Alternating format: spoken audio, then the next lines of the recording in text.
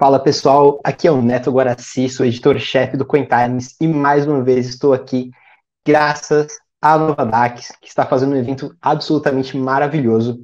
E agora a gente vai falar sobre um tema extremamente importante e que está ficando cada vez mais importante para o mercado de criptomoedas e de investimentos como um todo, que são os impactos ambientais e a parte de ESG, que a gente vai explicar um pouco mais sobre o que é isso no Bitcoin e nas criptomoedas.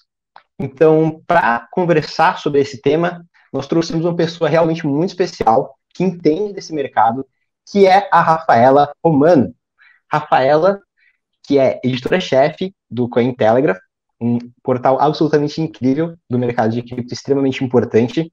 Rafaela, vou deixar de apresentar você, se apresente e conta um pouco mais sobre como que você teve interesse sobre essa área e também sobre o que é ESG e o que é essa sociedade 3D, descentralizada, descarbonizada e digital. Bom, obrigada pelo convite, tanto você aqui, né, como meu host, quanto com a Novadax, que está fazendo esse evento, né, me apresentando um pouquinho. Então, bom, além de ser editora-chefe do Cointelegraph, eu também tenho um blog chamado Subtivas.org, em que eu falo sempre sobre tecnologias disruptivas como um todo, mas, obviamente, tem um foco bem grande na questão das tecnologias descentralizadas, especificamente, né. E na minha trajetória, assim, a questão ambiental sempre foi algo presente. Eu me tornei vegetariana com 13 anos, assim, então, desde o início do meu, sei lá, do momento em que eu comecei a pensar sobre questões éticas, digamos, no mundo, eu comecei a me interessar por questões relacionadas à sustentabilidade, né? Então, eu fui traçando essa trajetória um pouco pessoal relacionada às questões ecológicas, assim. E durante meu mestrado, eu sou mestre em antropologia, assim, eu estudei bastante também a questão de conservação ambiental relacionada a comunidades tradicionais e como quais são as estratégias que essas comunidades têm na época do capitalismo, digamos assim, né? Então, como indígenas e como sociedades tradicionais podem utilizar a questão da conservação, inclusive, como uma forma de conseguir recursos, assim. Então, dentro de antropologia, eu sempre estudei tanto capitalismo quanto a questão ambiental. E, enfim, aí eu fui para cripto, né? Cripto também foi uma coisa bem forte para mim. E eu comecei a estudar essas duas coisas separadas, digamos assim. Mas, em algum momento, essas coisas se uniram e se tornaram um pouco óbvias, óbvio que elas deveriam ser unidas, né? Então, isso aconteceu bastante quando eu vi uma pergunta em um fórum, assim, né? A pessoa estava perguntando: é possível a gente manter uma fazenda de verdade com uma fazenda de mineração?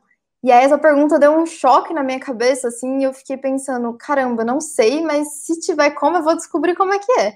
E aí, né, isso faz uns pouco mais de 2 anos já, assim, na verdade, e aí eu comecei a pesquisar loucamente, assim, quem que estava fazendo o que sobre isso. Naquela época eu encontrei um doido no leste europeu que estava pegando o excedente das máquinas para produzir tomate, e tinha basicamente ele, assim, não tinha nada além disso basicamente sendo feito, assim, em relação a como usar a infraestrutura, o cerne da infraestrutura do Bitcoin, né, especificamente, para construir questões sustentáveis, enfim. Aí eu comecei a pesquisar muito, muito, muito sobre isso, e aí ficou muito evidente para mim que a gente está passando por uma transição na economia, como uma forma geral, né, é o que o CEO da BlackRock, inclusive, chama de a percepção de que o risco ambiental é um risco de investimento, então a gente tem praticamente todos os grandes fundos se comprometendo com transformar o portfólio deles em portfólios ESG, né? ESG significa Environment, Social and Governance, então significa práticas que envolvam a sustentabilidade, a ética com a sociedade, especificamente uma governança transparente, né? Então, nesse momento, eu comecei a olhar para quais eram as conexões entre essas duas coisas, né?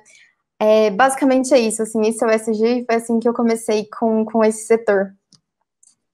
História muitíssimo interessante. E eu queria, o tópico principal é essa história da sociedade 3D, que seria uma sociedade descentralizada. Eu acho que aí entra bastante a questão do Bitcoin, porque o Bitcoin, o foco do Bitcoin é ser descentralizado, né?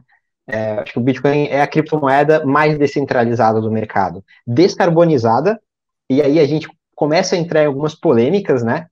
Em questão de, poxa, será que o Bitcoin está ajudando na produção de carbono? Está afetando o meio ambiente ou não?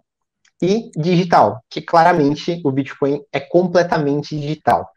Então, queria que você falasse um pouco mais sobre essa movimentação da sociedade, como que a gente está indo nessa direção, e como que você vê esse movimento, e como que o Bitcoin está afetando esse movimento. Tá, bom, vamos lá. Primeira questão, sobre sociedade 3D, né? Eu acho que existem alguns movimentos que acontecem separados, né? Então, a gente tem a questão do carbono, obviamente, há muito tempo sendo falada, né?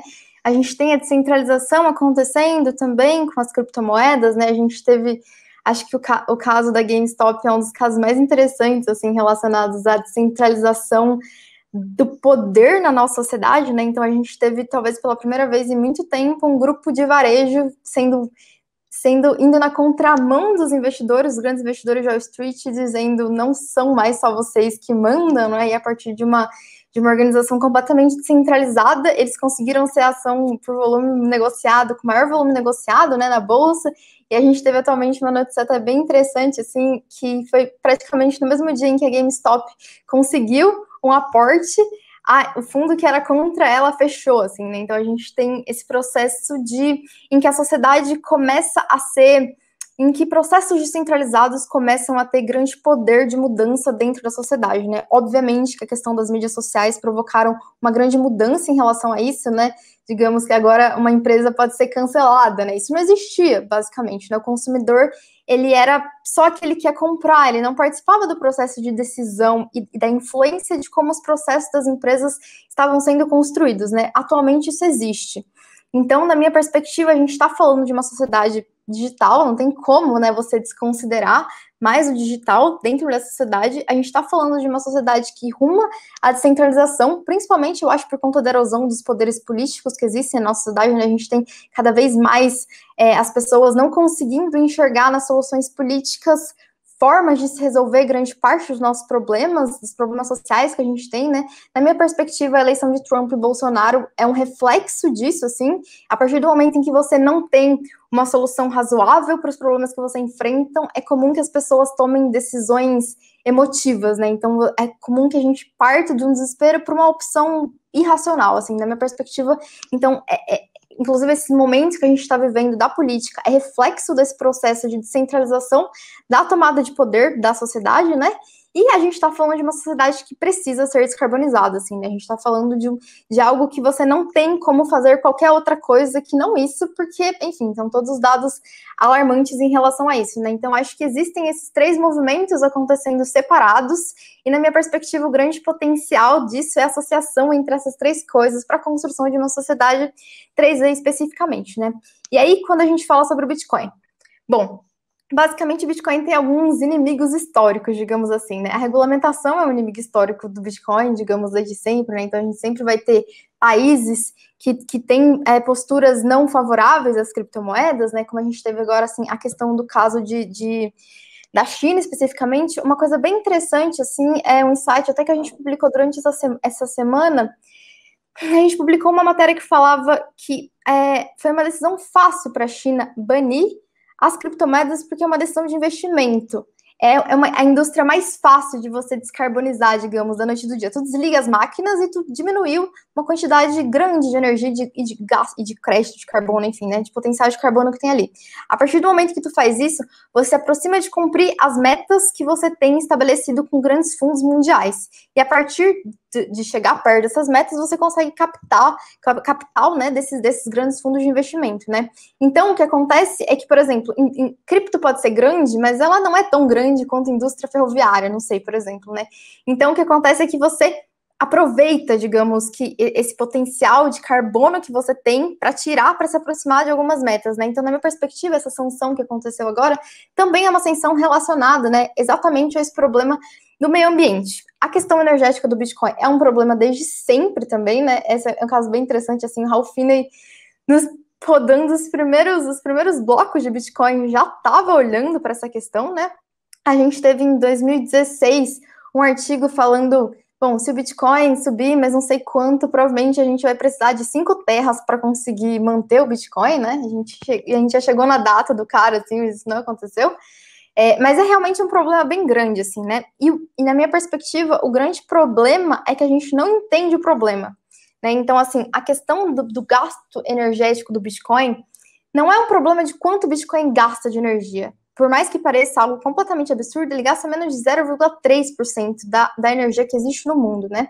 E o problema das coisas não é gastar energia. Energia, enfim, é um ativo que está disponível no mundo e a gente produz mais energia do que, de fato, a gente consome, né?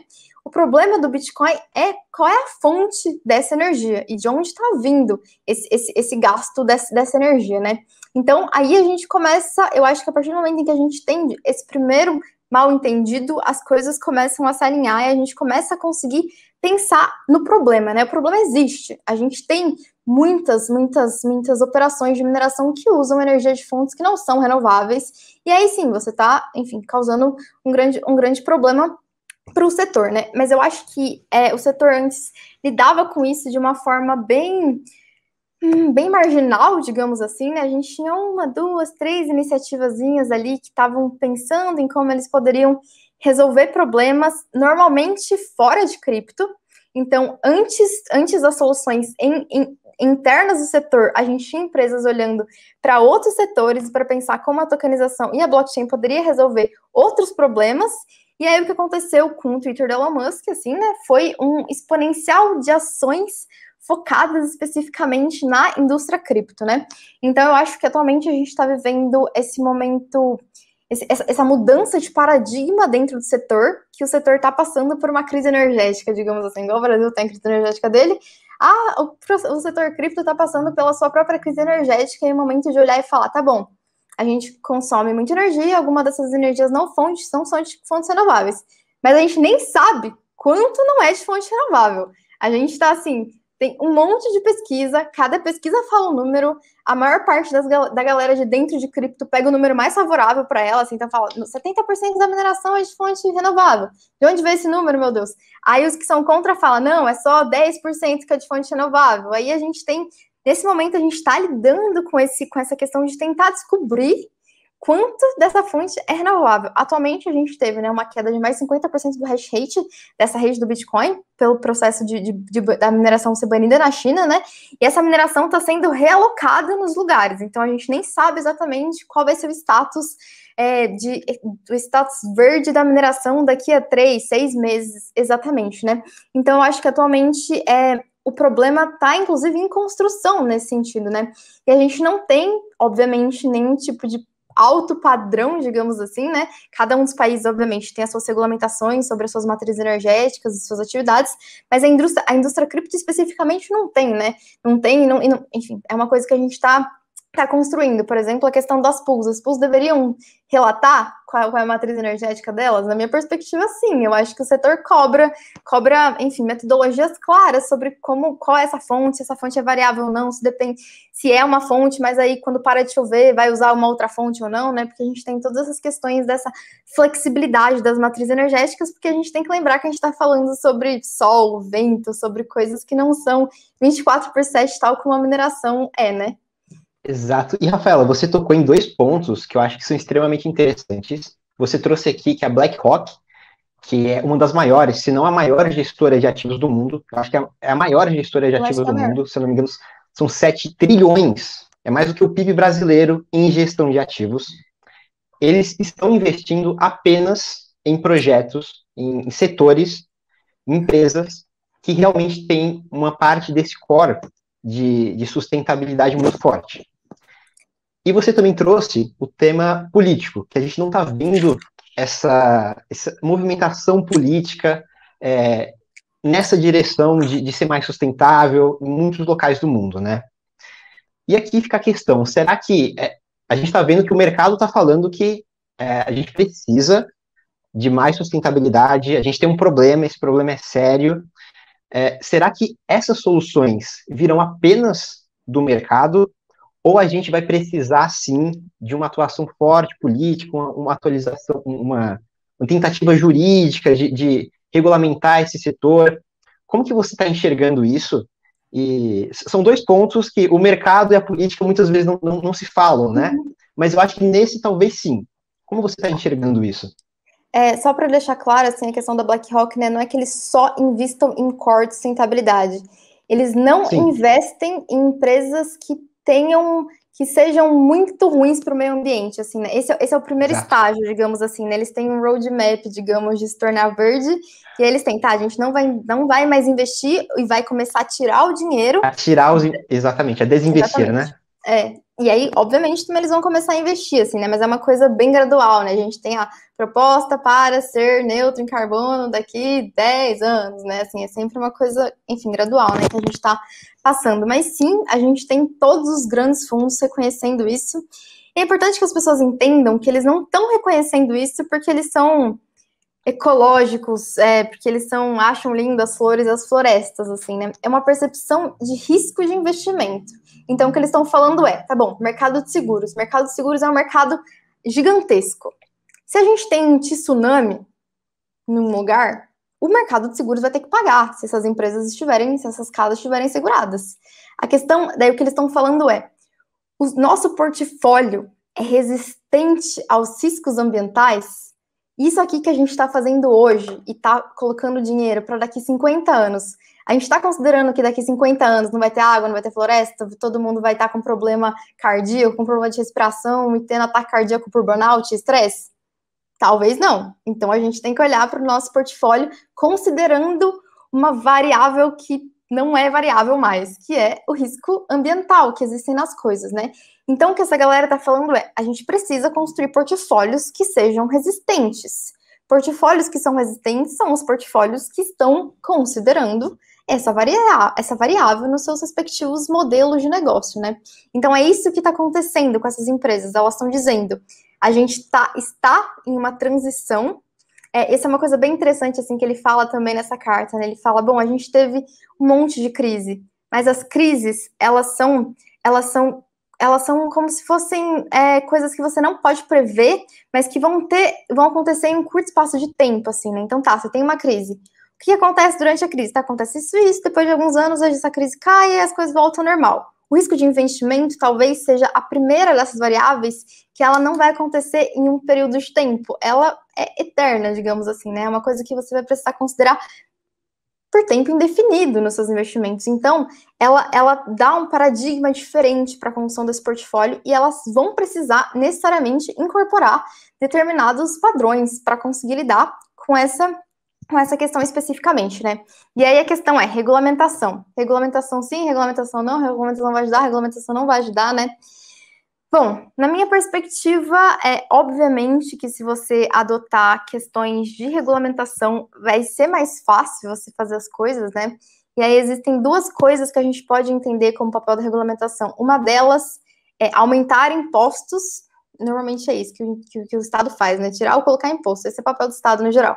Então, você colocar impostos sobre atividades que são consideradas negativas para o meio ambiente, ou você retirar impostos de atividades que são consideradas boas para o meio ambiente, né? Os libertários, eles no geral são bem contra a questão de aumento de impostos, né? E aqui, só para dar um vislumbre, tem alguns teóricos que dizem que esse tipo de imposto, isso, na verdade, é uma forma de você dizer, eu tenho um direito que é a um ar limpo, por exemplo, né? É um direito meu, como um indivíduo, tem um direito ao ar. Se tem alguém que está fazendo algo contra isso, essa pessoa está fazendo algo contra a minha propriedade, que é o meu corpo, necessariamente. Se eu adoto um monte de prática sustentável, se eu, enfim, faço tudo o que eu quero para ter uma saúde boa, mas a indústria que está do meu lado está poluindo o meu ar, então essa empresa está agindo contra a minha propriedade, né? Então não faz sentido também que... Essas são as externalidades, né? Então o pessoal tá dividido ali de opiniões quanto a isso. Mas, exatamente. realmente. E aí, enfim, aí tem as formas de você incentivar e tirar os impostos de empresas que estão fazendo coisas renováveis, né? Tipo, no Brasil a gente teve isso acontecendo com a questão da energia solar, por exemplo, né? No começo, grande parte dos produtos, eles não tinham impostos para importação, e depois isso foi aumentando, enfim, né? A gente tem essa questão especificamente. Eu acho que, falando do caso do Brasil, não tem como a gente contar muito com os políticos, assim, né? Principalmente o governo Bolsonaro. O governo Bolsonaro teve uma postura extremamente flexível em relação ao desmatamento, assim, inclusive grande parte da base dele é relacionado ao setor agro, exatamente por isso, né? Porque Bom, os agricultores têm essa questão, né? Tu tem uma área lá, tu não pode derrubar aquela área. Então, como é que você vai produzir se você não pode derrubar a floresta? E aí as pessoas não pensam, bom, existem formas de manejo sustentável e agroecológicos, mas não é esse o pensamento. O pensamento é que bom que ele deixou eu derrubar essa área, então fechou, é nós, Bolsonaro, tamo junto. Então tem esse pensamento que existe, né? Na minha perspectiva, eu acho que existe uma falta de... Eu acho que o setor, a indústria privada, digamos assim, né, o livre mercado, e quem normalmente direciona os processos ambientais, as ONGs, eles falam línguas diferentes e a gente precisa fazer com que eles falem a mesma língua, né? Então, a gente está falando que, a partir do momento em que o Brasil não consegue estabelecer, não consegue chegar às metas de sustentabilidade que estão estabelecidas em nível mundial, ele perde dinheiro. A gente está falando sobre investimentos que saem do Brasil devido às ações do nosso presidente, né? Então, a gente tinha a Suíça, historicamente, fornecendo bilhões, não sei quanto, para a conservação da floresta amazônica, a partir do momento em que eles viram, enfim, que o nosso político, o nosso presidente não estava comprometido com isso, tal como eles estavam fazendo, eles tiraram o dinheiro deles. Eu não vou dar dinheiro para o presidente destruir a floresta, entendeu? Não é isso que eu quero. Vou direcionar para alguns países que tenham uma postura mais interessante, né? A gente tem alguns dados interessantes também sobre qual seria o potencial, assim, para a gente aumentar o PIB do Brasil se a gente investisse, por exemplo, em crédito de carbono, né? É 6%, por exemplo, né? Só com uma das ações, assim, que seria possível tokenizando a floresta. Então, assim, a gente está falando que existe uma ineficiência política e alguns políticos realmente podem não ter uma abordagem pró-ecologia, assim, mas existem instrumentos políticos globais que podem fazer com que isso, enfim, tenha pressões, assim, e eu acho que aí cabe a iniciativa privada capitalizar essas oportunidades, e na minha perspectiva cabe à sociedade civil e às ONGs pararem de achar que capitalismo é o problema, e que não, a questão é como a gente vai desenvolver novos modelos para juntar essas duas coisas, a necessidade de uma sociedade capitalista com a necessidade de conservação da floresta, né? Nada é impossível, digamos assim, né? Então eu acho que a gente precisa passar por um momento em que esses dois poderes de mudança que não o Estado conversem e converjam em interesses, né? E mostrar que, cara, vocês não têm dinheiro para fazer o que vocês estão fazendo, tem gente que tem dinheiro, mas vocês estão fazendo de um jeito e não estão olhando para isso. Então vamos todo mundo tentar olhar para isso, já que o Estado, obviamente, não está fazendo a sua parte, mas, obviamente, um Estado favorável sempre vai ajudar no tranco do desenvolvimento, né? Exatamente. E eu queria trazer essa conversa mais um pouco agora para o Bitcoin e para as criptos em geral, né? E assim, muitas pessoas acreditam que o Bitcoin, e isso, você tocou nesse ponto de divergência de dados, isso realmente acontece.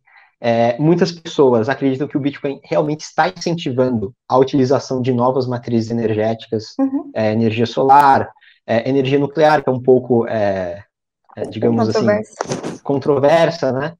E nesse sentido, você tocou também no ponto de incentivos. Você acha que nesse ambiente descentralizado existe essa possibilidade de trazer esses incentivos, até mesmo porque o Bitcoin não tem uma governança central, diferente de uma empresa, diferente de um governo, né? Como que a gente traz esses incentivos?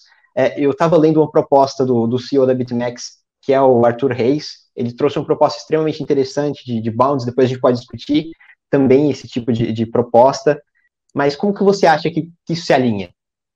Tá, primeira coisa, Bitcoin e energia, né? Basicamente, Bitcoin precisa de energia barata para que valha a pena você fazer a atividade da mineração. Normalmente, energia barata existe em lugares onde você tem excedente energético, né? É uma coisa um pouco básica ali, assim, se você tem muito consumo, aumenta. No caso brasileiro, isso é bem evidente, né? Quando a gente tem os períodos de seca, a gente tem as tarifas, as bandeiras vermelhas, etc, né? Isso acontece no mundo inteiro. Então, o que aconteceu muito historicamente com o Bitcoin é que o Bitcoin vai atrás das áreas em que você tem excedente de energia. Muitas vezes o que o Bitcoin faz é aproveitar uma energia que seria simplesmente desperdiçada. E aí, tanto faz se ela é renovável ou se ela não é renovável, né? A gente tem, por exemplo, a questão das hidrelétricas. Grande parte da matriz do Bitcoin é com hidrelétrica. Hidrelétrica é um projeto que você não tem nenhum excedente quando você está produzindo energia, Mas hidrelétrica pode ser um grande problema ambiental, como a gente vê com o caso do Belo Monte, assim, especificamente, né? Então, assim, eu acho que é importante que as pessoas entendam que não existe uma fórmula para a gente resolver esse problema. Cada local vai ter uma potencialidade e um problema específico que a gente vai ter que olhar. Mas a gente pode, obviamente, perceber com vários dados, vários acontecimentos, que o Bitcoin é, inclusive, uma forma de você capitalizar novas formas de desenvolvimento energético em determinadas regiões. Os mineradores estão dispostos a comprar as fontes para fazer para ter, enfim, a mineração deles acontecendo, né? A gente tem, então, muitos casos de províncias e lugares em que você tem grande concentração de energia por, enfim, infinitos motivos, assim, eu gosto muito do caso da Transnistria. Transnistria é o território autônomo da Moldova, era um território soviético. Quando a União Soviética caiu, eles herdaram grande parte dessa infraestrutura energética que era para o Império Socialista, digamos assim, né? E aí, quando, enfim, a União Soviética caiu, eles não reconheceram, digamos, a queda desse império e se autoproclamaram Transnistria. Nesse processo, a ONU em nenhum lugar reconhece ele como um país, então eles praticamente não podem fazer comércio com nenhum lugar do mundo, né? Isso faz com que, por exemplo, o diploma da universidade da galera lá não seja reconhecida como um diploma válido, né? Então você tem um lugar que tem muita energia e ninguém para usar. O que aconteceu foi que a Rússia investe lá para a questão da mineração. Ela não investe no território dela, mas ela investe em outros territórios, assim, né? Então a gente tem isso. Alguns lugares têm realmente excedente energético por variáveis históricas infinitas, assim, né? E aí Bitcoin pode capitalizar esse ativo que seria simplesmente desperdiçado se ele não tivesse sendo usado naquele lugar, né?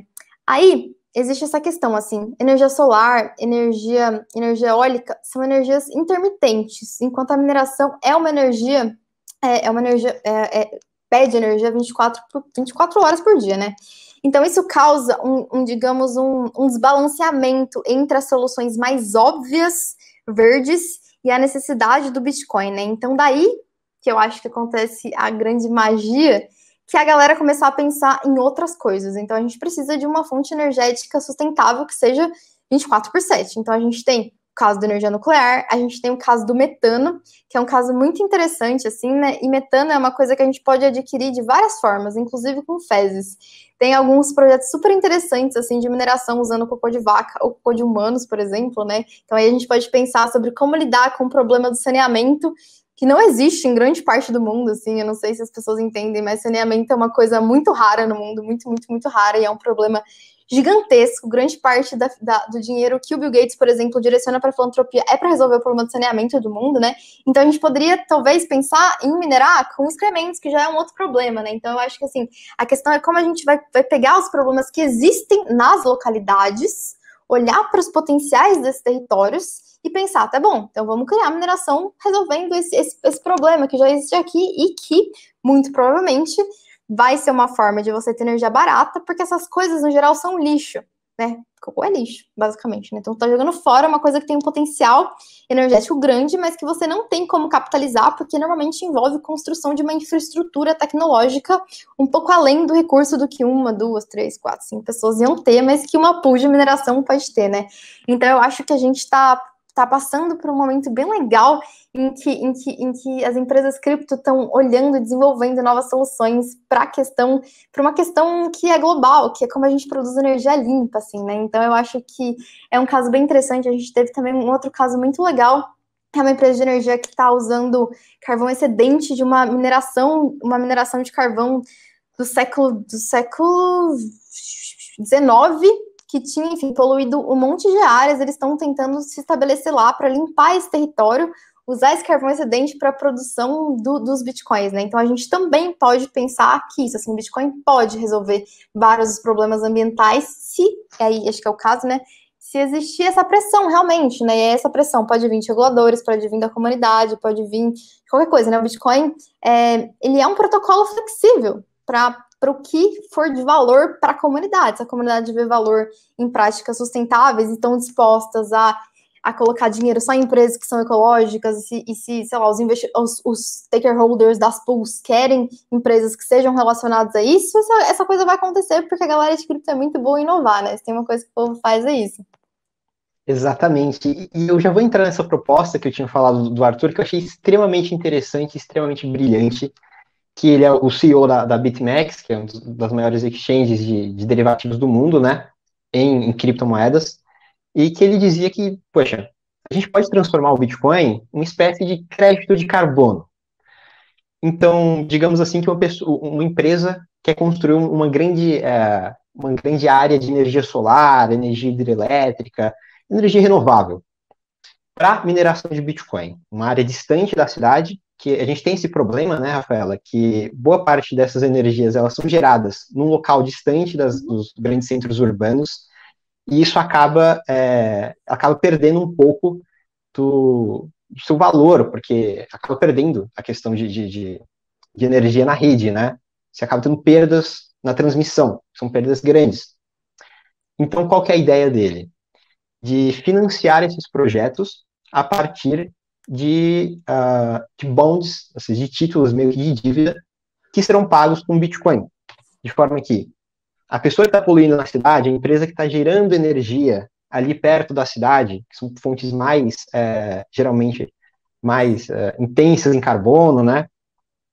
Que ela utiliza esses bitcoins minerados como uma espécie de crédito de carbono. Não sei se ficou claro. Mas é uma possibilidade, né? E a gente está vendo essa criação de possibilidades nesse momento, como você falou. Então, tem os tokens da MOS, que também estão fazendo um grande sucesso. Você vê outras inovações nesse sentido? O que você acha dessas propostas? Porque, assim, são coisas realmente interessantíssimas e você vê uma possibilidade desse mercado ficar um mercado completamente verde, que era uma coisa realmente impensável há 2, 3 anos atrás. Sim. Bom, eu acho que atualmente, falando especificamente em tendências intersetor, né? A gente resolvendo os nossos problemas como adultos que somos, eu acho que existe a tendência dos créditos de carbono, obviamente, assim, então tá, tu tem uma operação que não é renovável, tu vai lá e vai comprar um crédito de carbono, né? Bom, existem dois tipos de crédito de carbono, digamos assim, né? Então, são os créditos que estão diretamente relacionados a projetos de conservação de florestas, projetos ambientais, e tem os créditos que você compra de quem não usou os créditos dele, né? Então, assim, você compra o direito da outra pessoa de poluir, né? Eu acho que é muito mais interessante, obviamente, esses projetos que estão focando, né, nesses créditos de carbono. Especificamente, a MOS, por exemplo, ela está com outro projeto que chama EBTC, né? Que é um BTC já com a compensação dos créditos dele, né? Então, eles fazem as contas para pensar, tá, esse Bitcoin aqui teve na sua produção X% de carbono, então a gente vai colocar dentro desse Bitcoin já os tokens necessários para essa compensação, né? Então, provavelmente, eu não sei, não foi lançado, então a gente não sabe exatamente, né? Mas talvez seja um Bitcoin que valha mais ou menos, assim, exatamente ainda a gente não sabe, né? Mas essa compensação dentro já, a gente tem alguns marketplaces de NFTs que estão adotando esse modelo, que são NFTs que já têm uma compensação de carbono deles dentro, né? Então, acho que existe essa tendência de créditos, enfim, que pode vir de várias formas.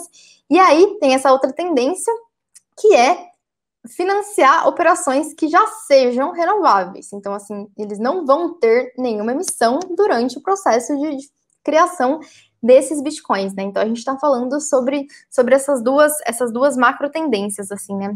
Eu acho que, assim, sim, eu acho que existe uma grande chance, assim, da gente ter bitcoins tornando verde, porque é uma tendência mundial, basicamente isso, assim, e dois, porque cripto é muito bom em inovar, assim, né? Tipo, quando a gente tem, por exemplo, as indústrias tradicionais tentando resolver esse problema, a gente tem basicamente as indústrias respondendo à regulamentação. Então, tipo, a regulamentação me diz que eu posso isso, então beleza, vou lá me adequar com ela, né?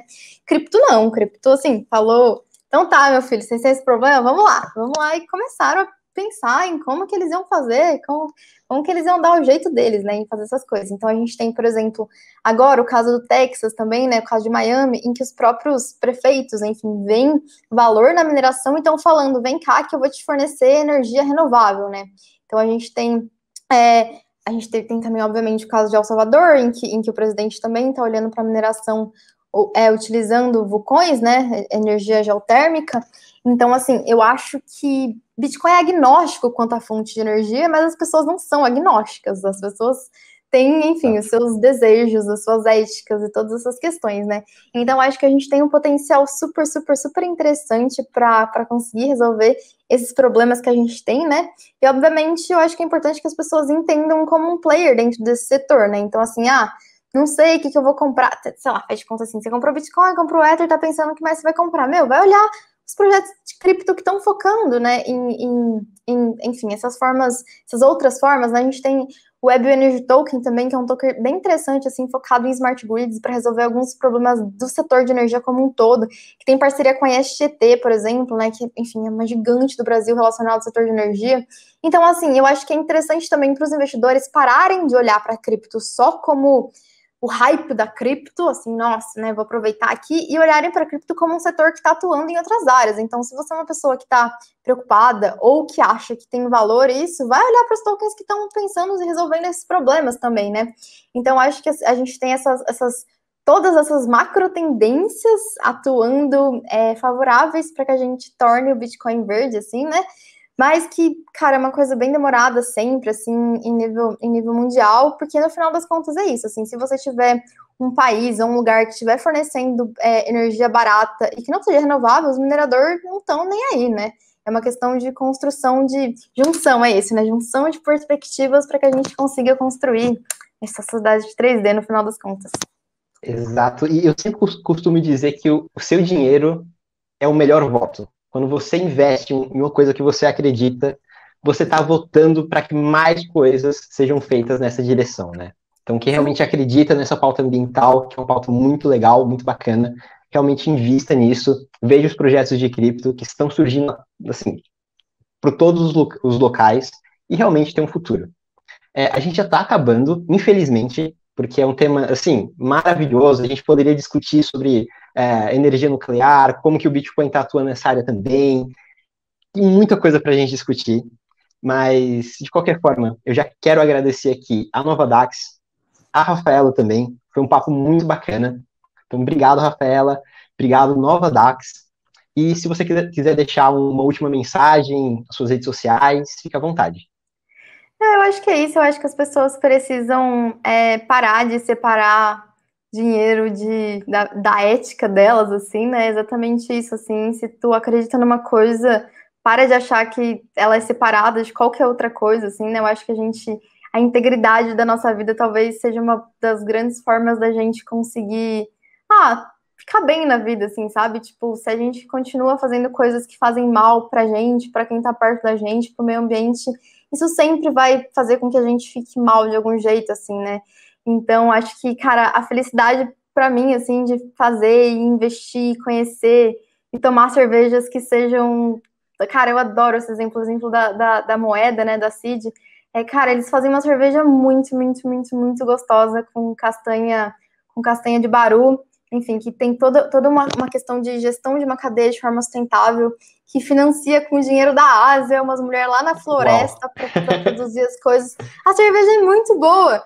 Eu gasto esse dinheiro, assim, muito feliz, assim, né? Então, eu acho que quando a gente consegue juntar todas essas coisas, a vida faz um pouco mais de sentido, assim, né? Então, eu acho que que todos, né, que estão assistindo aí, cara, coloquem dinheiro no que vocês acreditam, investimento, independente do que for, assim, sabe? Olhem para o negócio e falam, cara, isso faz sentido para mim? Testa, obviamente, não é vender a casa para colocar o dinheiro nisso aí, mas assim, testa, sabe? Exato. Vai lá, vai conhecer, vai ver o potencial, que acho que não tem muito como dar errado, porque tu vai querer saber sobre aquilo, você gosta daquilo, e aí tu vai entender se, enfim, não tá na hora mais, vai casar, vai sair, vai voltar. Acho que é uma das melhores formas de direcionar os portfólios a partir também um pouco desse processo do que se acredita. Exatamente. E agora eu vou querer a marca da sua cerveja depois aqui no backstage, Rafael. Sim. Obrigado. A gente já está com o Combinado. tempo no limite aqui. Agradeço novamente a Nova Dax por esse evento maravilhoso. E a gente ainda tem mais um Nova Talk dando um resumão do que aconteceu em todo esse evento. Então, pessoal, Fechou. Obrigada, até mais. até logo. Tchau, tchau.